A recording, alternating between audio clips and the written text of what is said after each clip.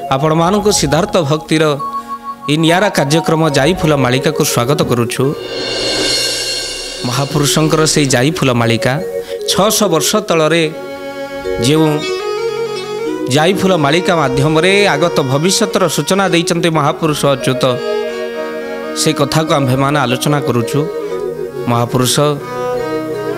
जहाँ शिष्य रामदास को माध्यम करी आम्भमान को शिक्षा निमंते बा कलिर आगत भविष्य को प्रमाण करिचंते जाई फूल माध्यम ताहा प्रकृत रे सत्य होई चली। तो महापुरुष जाई फूल मालिकार से धाड़ी को आपण मानक आगे रखिबा। महापुरुष जहाँ लिखिंट गोटे पर गोटे सत्य हो चली। कौन जाई फूल मालिकार लिखा अच्छी महापुरुष कहते एमती एक समय आसब आउ जो समय भितर कौन घटना घटब 600 वर्ष पूर्वर महापुरुष कहते एमती घटना घटब घरे घरे व्याधि हम। आउ कौन महापुरुष कहते कहले घरे घरे हेब व्याधि घरे घरे हेब व्याधि घरे घरे हेब व्याधि घरे घरे हेब व्याधि हजी जीव देखी सभिंक बुद्धि लो जाई फूल वैद्य पासे नथिब औषधि वैद्य पासे नथिब औषधि वैद्य पासे नथिब औषधि वैद्य पासे नथिब औषधि। बोलिए महापुरुष अच्युतानंद जी की ये पद सीना सुंदर हेले आ पछरे 600 वर्ष तलर रचना केते सत्य देखंतु जहाँ लिखिते गोटे पर गोटे सत्य। आओ घरे घरे व्याधि हब किंतु जहाँ को महापुरुष कहते समस्तंकर बुद्धि हजिଯିव एमती अच्छी ना बेमारी आसीबो जहाँ आम गोटे पर गोटे भोगी चलीचे ये घरे घरे समस्तंकर आज पुओ को ज्वर है काली बापा को ज्वर है बापा को ज्वर काली माँ को ज्वर है पड़िशारे रोग खेले हो गला। एबे जो समय आम चली ताकू नहीं परीक्षा कला बेलू कौन बाहरला कोरोना बाहर जहाँ 600 वर्ष तले अच्युत लिखिते गोटे पर गोटे सत्य लोक डरिकी परीक्षा करूना समस्त कथा भाविला बेलू कि दुखर घटना घरे घरे व्याधि आउ डर लगिला। जड़े जड़े कहते क्या गृह प्रवेश करला बेलू क्या अतिथि आसला बेलू ए मो छुआ पिला घर तू बाहर आसीचु आग बाहर रही जा एमती घरे घरे व्याधि व्यापीज। महापुरुष कहते हजिजीव पुणी समस्त बुद्धि आपण माने रोग हेले डाक्तर पाखु जीवे बा वैद्य पाखु जीवे किंतु तांको पाखरे जदि औषध न मिलला आउ एबे जो औषध गुड़िक सब मिलला तादरे रोग भल हम तो दूरर कथा बरम रोग आउरी बढ़ुची आउरी व्यापुची संक्रमण अधिक होउची। महापुरुष कहते यही भली भाव वैद्य पासे औषधि नथिबो जाक मध्य गुप्त कलिकल्प प्रमाण देइचंते महापुरुष कौन कहते कहले अति दुख हेब व्याधि बढ़ी जीव घरे घरे रोगी हेबे बहुल लो घरे घरे रोगी हेबे अति दुख धन करिबे अर्जन सबु वैद को देबे।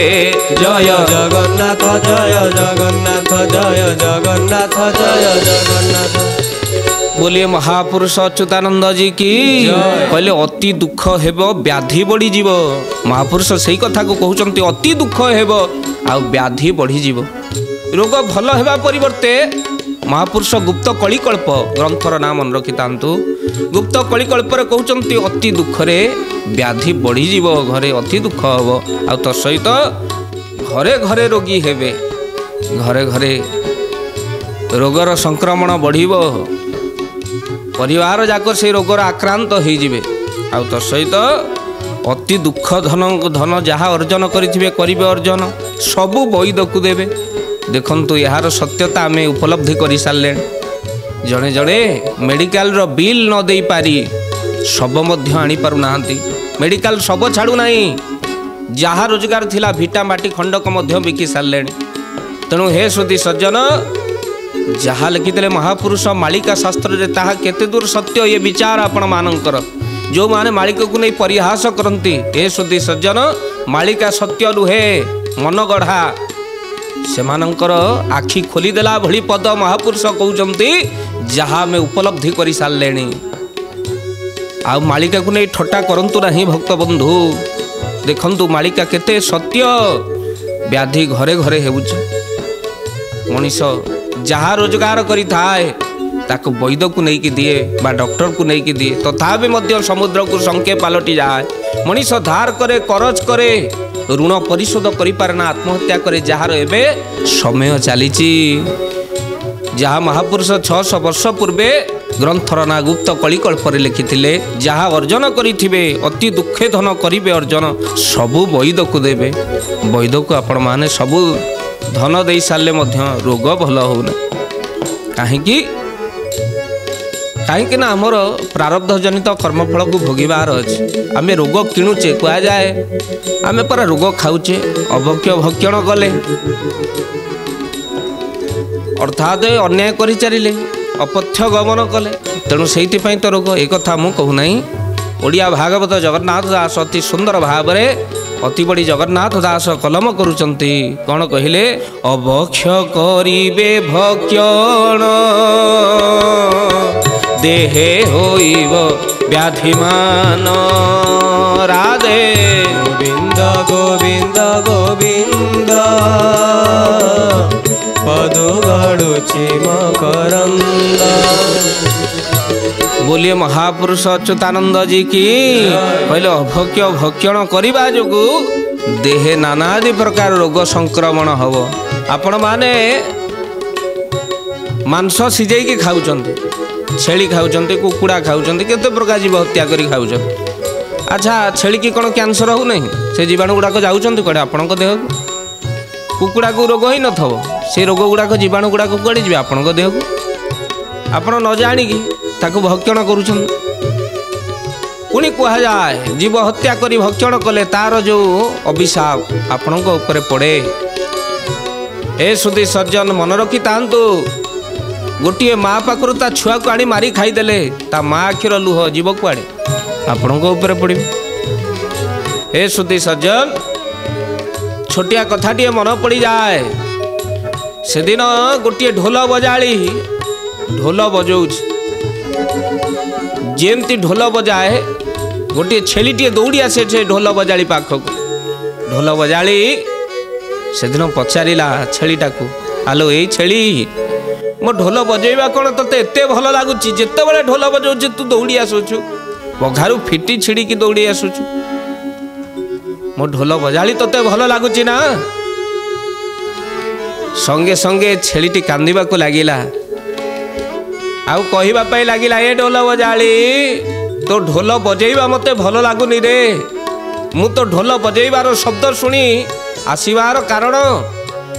तू जो ढोलटी करिनु जो चमड़ा रे सी होची मो छुआर चमड़ा मोरी पाखरु मो छुआ को नहीं गले मारी ता मांस खाई ता चमड़ा रे ये ढोलटा को तैयारी कलु ना से चमड़ाटा मो छुआर आउ जेतबेले तू ताको बाड़ौचु पिटुचु मु पर गोटे माँ आउ मो छुआ को कष्ट हम मु केमिति रही पारिबे रे से बंची थाऊ बा मरी थाऊ ता चमड़ा को आघात हेले मु दौड़ी पड़े आसे रही पारे ना जो चमड़ा को जन्म हेला बेल ठारू मो माँ होई चाटू थाए से चमड़ा को तू बाड़ी रे आघात दे चलीचु मो माँ हे केमिति सहीबी रे मु पड़े आसे आउ एठी आसी भाबे छुआटा तो मोर मरी जाइछि मु काहींके आसुची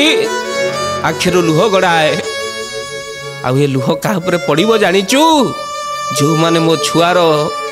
नरम शरीरटा को भक्षण करिचंती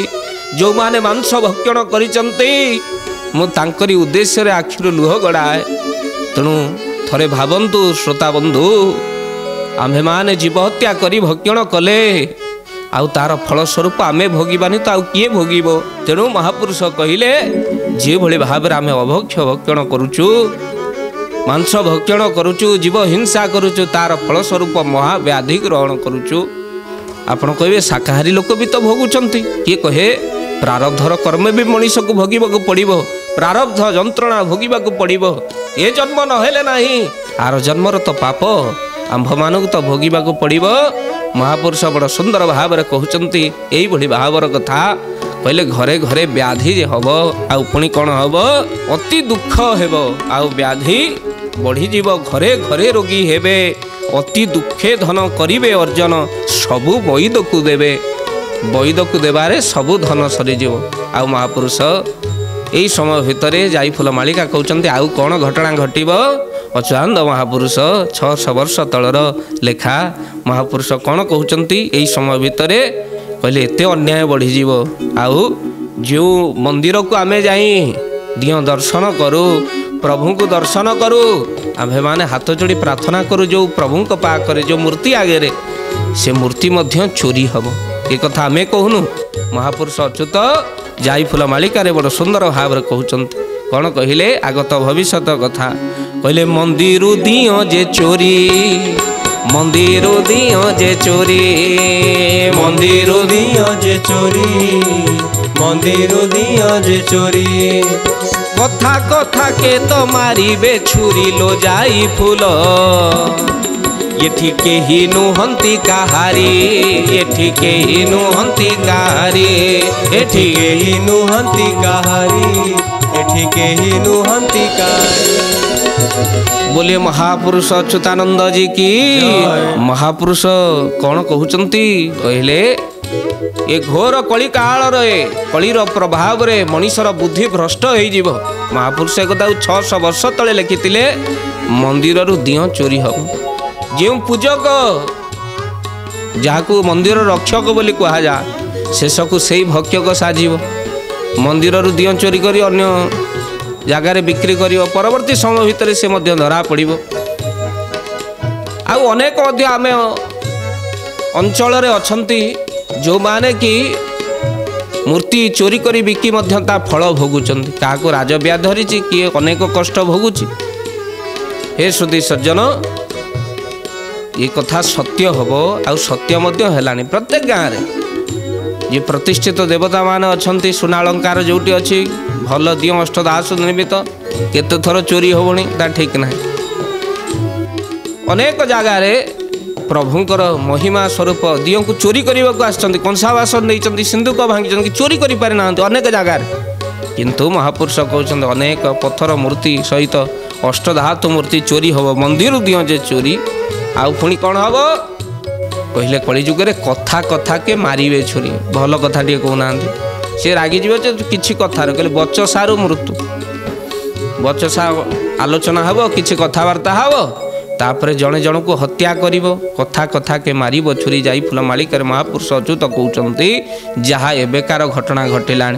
सांगसाथी हो बसवे सांगसाथी होइकी मद्यपान करेंगे सांगे सांगे होटेल रे खाइबे किछि कथबार्ता नहीं आरंभ हम झगड़ा तापर ये ताकू छोरी मारिबो से ताकू छोरी मारिबो कथा कथा के मारिबे छोरी। क्या जब गोटे भल कथा कहना सी तार फलस्वरूप से क्रोधित हो जाऊे रागी जाए भल कथा कहला आजिकल भल खराब सांगे सांगे से छुरी मारुच। तेणु महापुरुष एक 600 वर्ष तले लिखिते आज सत्य है। आउ कौन हम ये कहीं नुहंती कहारी केड़े बड़ सतर्क सूचना देले कहले ए जीव सतर्क रही जा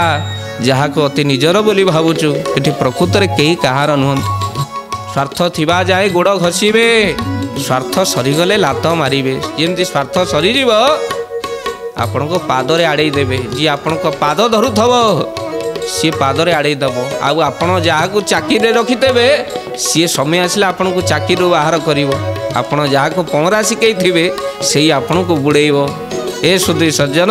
महापुरुष 600 वर्ष तले जहाँ लिखिते ताहा गोटे पर गोटे सत्य हो चली। अज्ञानी माने अनेक ज्ञान बखाणिबे। महापुरुष कहते निज भितरे किछि ज्ञान नथिबो कोटी कौन टे शुणी थे शुणा शुणी भाव में अनेक ज्ञान को कौन करेंगे ना कलिजुगर लोक मैंने बखाणी भारी ज्ञानी देखे हे। आ महापुरुष कहते अनेक ज्ञान से माने बखाणीबे जार फलस्वरूप तांको भीतर अहंकार प्रवेश करेंगे आ निजको बड़ बड़ ज्ञानी बोली मानिबे। आ महापुरुष कौन कहते भविष्य मालिका अच्युतानंद महापुरुष कहले कहले कलिजुगे मनीष अति अलाजुग हम। आ कौन कहले कहले अति अलाजुग हेबे ज्ञानी माने अज्ञानी हेबे पंडित बहुल लो अज्ञानी हेबे पंडित। अल्प कथारे शास्त्र बखाणीबे देखी हेबु आचंबित। जय जगन्नाथ जय जगन्नाथ जय जगन्नाथ जय जगन्नाथ। बोलिए महापुरुष अच्युतानंद जी की।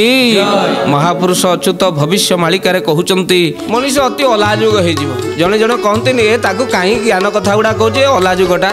कहीं भल कथा कहूँ सी कौन शुण। महापुरुष कहले अति अलाजुग हेबे ज्ञानी माने अज्ञानी हेबे पंडित जो माने मूर्ख अज्ञानी से माने पंडित हेबे आउ तो सहित अल्प कथार शास्त्र बखाणी कभी देखीजु यहाँ शास्त्र लिखाई शास्त्र बखाणी निजर लालसा माछ मांस प्रति रही कह शास्त्र लिखाई मत्स्य देश आउ देखिए बु आचंबित यहाँ आचंबित कथा कहू महापुरुष जायफुल मालिका सहित भविष्य मालिका कौन आगामी सूचना देते जहाँ गोटे पर गोटे सत्य से कथा को श्रवण करवा हेले समय गोटे छोटिया विरतिर। बोलिए महापुरुष अच्युतानंद जी की।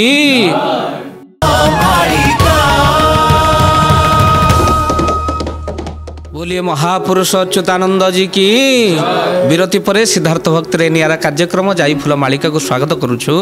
आम मैंने आलोचना करुले महापुरुषंकर से 600 वर्ष तलर मालिकार कथा केते सत्य आमर दर्शक बंधु माने तार विचार कर सारे आउ से तो आपण मैंने जायफुल मालिका को देउचंती अगणित श्रद्धा देउचंती अगणित भल पाइबा कहीं जो पदगुड़िक आम मैंने आलोचना करुँ 600 वर्ष पुराणा ग्रंथर लेखा आउ आपण मैंने ताको प्रकृत भल पाउचंती बोली आपण मैंने ये मालिका को श्रवण करुचंती आउ अच्युतों प्रति आपणकर जगन्नाथों प्रति से भक्ति से भल पाइबा आपण मानकर हृदय भितर परिस्फुट होउछि। हे स्वदेश सज्जन गोटे पर गोटे महापुरुषंकर मालिका होछि सत्य जो पदगुड़िक आम्भे मैंने आपण मान आगे पाठ करुचु आपण मैंने ये चतुर्पार्श्व देखी सारे आग को देखेबे पुणी महापुरुष कहते एमिति संसार हो जोटी असाधुटीए मूर्ख तर्की आ गर्वी ठक सी बहु शास्त्र को बखाण आपण मैंने देखिए आश्चर्य हे मूर्खटा एत शास्त्र केमी कहूँ ना अर्थात सी निजे वर्तीवाई बचाई कौटी कौन शुणी शाणी शास्त्र बखाण एक आम कहूँ। महापुरुष कौन कहले गोटे सुंदर भावर कथा कहले असाधु मूर्ख तर्की गर्वी ठक बहु शास्त्र बखाणीबे बहुल लो बहु शास्त्र बखाणीबे अति ज्ञानी होई साधु पंडितंकु नीति शास्त्र बुझाइबे। जय जगन्नाथ जय जगन्नाथ जय जगन्नाथ जय जगन्नाथ। बोलिए महापुरुष अच्युतानंद जी की। महापुरुष अच्युत कहते शिष्य रामदास को कहले हे राम ये संसार भितर गोटे गोटे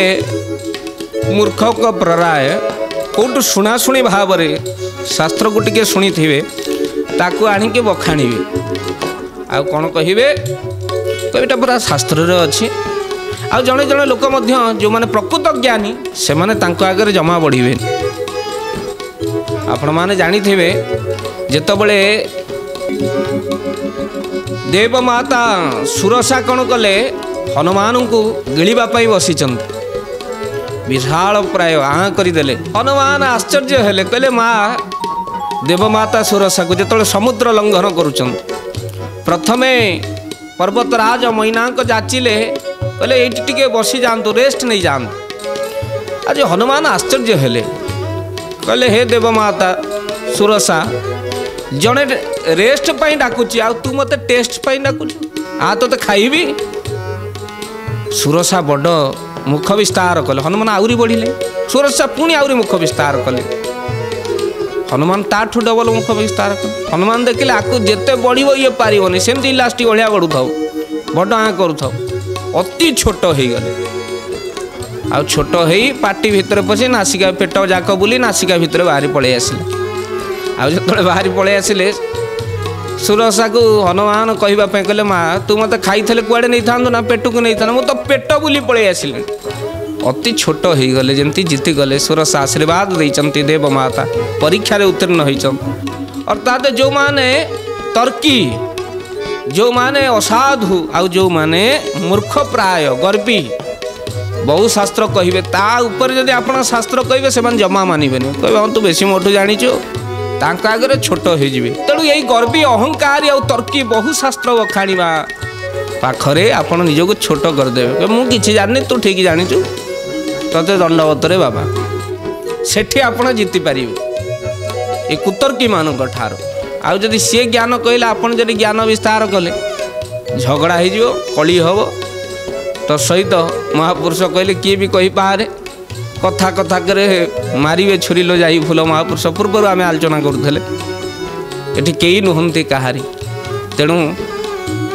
यही कुतर्की मान को सतर्क कर मालिका आगे आपण मैंने शास्त्र बढ़े से बहु शास्त्र को बखाणी बोली कहते